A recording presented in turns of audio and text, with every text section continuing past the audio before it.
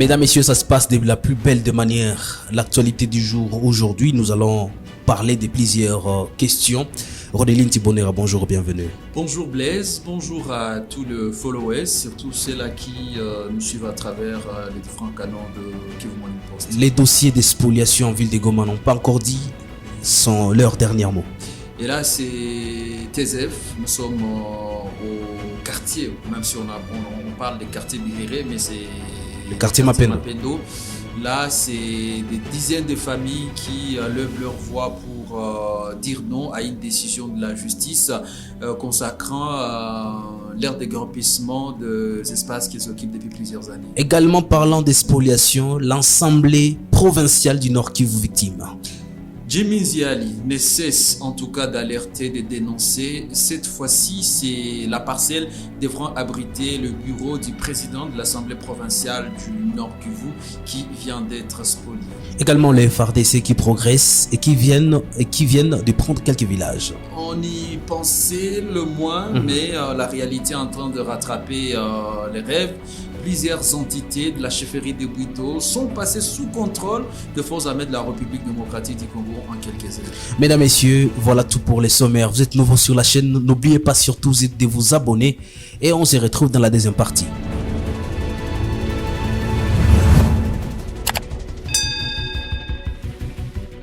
Commençons l'actualité du jour et nous allons parler de cette question en tout cas qui va couler beaucoup d'encre et des salives à Goma Roneli. L'Assemblée provinciale, victime d'une spoliation. Les habitants au quartier Mapendo, où nous sommes à Birere, également victimes d'une spoliation. Qu'est-ce qu'on peut comprendre de cette question, enfin? Les problèmes sont devenus multiples au niveau des Goma, à tel point que l'on ne sait plus différencier qu'est-ce qui est prioritaire et qu'est-ce qui devrait être relégué au second plan. C'est pas la première fois ou ce n'est pas une première dénonciation. Bon, avant, il y a Jimmy, quand il prenait les devants de la scène pour dire, écoutez, je suis là, il y a beaucoup de mafias qui s'organisent dans la ville autour des biens de l'État. Mais ce qui choque, après tout, c'est ces dossiers des TZF, où il est annoncé qu'il y aura un projet de modernisation des infrastructures au niveau de la petite barrière et que c'est là qui occupe des parcelles dans les entités où seront érigés ces édifices, parce que ce sera quand même des édifices modernes, se retrouvent dans l'obligation de quitter cet endroit. C'est par là que commence le problème. Voilà, de quitter cet endroit. Mais les gens se demandent, écoutez, j'ai 30 ans, 40 ans, 50 ans, voire 60 ans à cet endroit, et tout d'un coup, vous voulez me dire qu'il y a quelqu'un qui est arrivé en 1954 pour acheter cette parcelle, et puis la personne qui est venue acheter en 54, c'est une personne qui est encore en vie et dont les traces ne sont jamais mentionnées dans la gestion ou comment j'appelle, sur cette liste des habitants des TZF. Et c'est là où ça a créé beaucoup de remous. Il y a eu des habitants qui ne veulent pas écouter ça. Ils se disent, écoutez, si c'est pour nous tuer, nous on va rester là, mais notre espace ou nos parcelles ne seront pas spoliées. Mais qu'est-ce qui se passe enfin? Parce que nous sommes sous état de siège, mais quand même il y a des dossiers d'expoliation qui se répètent. Qu'est-ce qui se passe exactement? On dirait peut-être que déjà ce changement d'animateur a eu des conséquences sur cette gestion des questions foncières en province du Nord Kivu. Est-ce que le gouverneur n'a pas assez d'hommes ou assez de collaborateurs capables de défendre la République? Ça, c'est les premiers points. Est-ce que le présent animateur de l'état des sièges, se sentant à la fin de leur mission, en profite pour se refaire une santé financière telle que cela est avancée par certains militants pro-démocratie? Là aussi, il y a un point d'interrogation. Mais ça fait quand même mal de voir que c'est là en qui la population avait placé confiance, parce qu'on se disait, si les civils ont échoué, il appartenait aux militaires de prouver que l'armée c'est l'ordre, l'armée c'est la discipline, et que les civils ne peuvent pas aujourd'hui blaguer pisser sur même les efforts de l'armée pour montrer que dans l'armée, il y a que, par exemple, des têtes moins pensantes, incapables de défendre la République. Et c'est là où les choses sont en train de bâcler dans la gestion de cette... La question également des spoliations, il faut le dire, l'Assemblée provinciale victime de cette barbarie. Qu'est-ce qui se passe avec la justice? C'est une autre décision qui attribue la parcelle où devrait abriter le président de l'Assemblée à une tierce personne. La décision est venue, malheureusement, de la province du Maniema. L'État congolais avait été remis dans ses droits, je pense, en 2016. Par après, il y a un autre monsieur, parce que c'est tout un clic qui est derrière cette histoire. Ils se sont organisés. Ils ont interjeté appel au niveau du Maniema et comment je vais dire ça, un jugement a été rendu en faveur de cette tierce personne.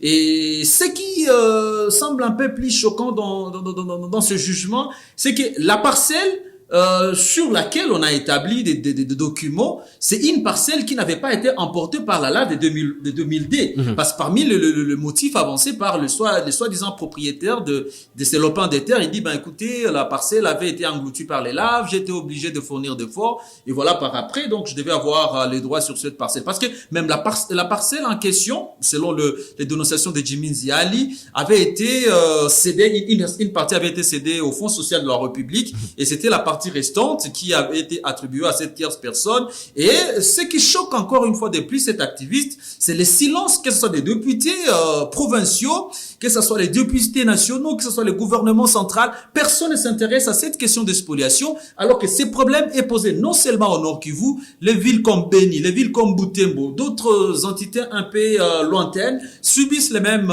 sorts, et partout, que ce soit du côté des autorités de l'état des sièges, on parlerait de ce qu'on appelle ce silence radio, malgré cette sortie médiatique de Ndjike, qui est venu pour tenter de rassurer, mais les activistes disent que Ndjike est venu défendre l'indéfendable, parce que si vous allez vers les marchés Kisoko, là aussi il y a un problème de spoliation. Si vous partez vers Kamuchanga, il y a d'autres problèmes. Donc le problème est entier, mais on ne sait pas jusque-là à qui profite toute ces spoliations. Alors, voilà, nous allons donc répondre avec vous par rapport à cette question en observant bien sûr les faits comme il se passe en province du Nord Kivu. Parlons également de cette progression des forces armées de la République démocratique du Congo. Alors, le FRDC sont en tout cas, il faut le dire, on le vent en poupe, dans le territoire de Rutshuru. Les dernières informations que nous avons indiquent que plusieurs villages ont été récupérés par les forces loyalistes. Parmi ces villages, l'on note par exemple Kishiché, l'on note Bambo, l'on note également Ikirumba, qui étaient des sièges pendant un moment, occupés par le rebelle du M23.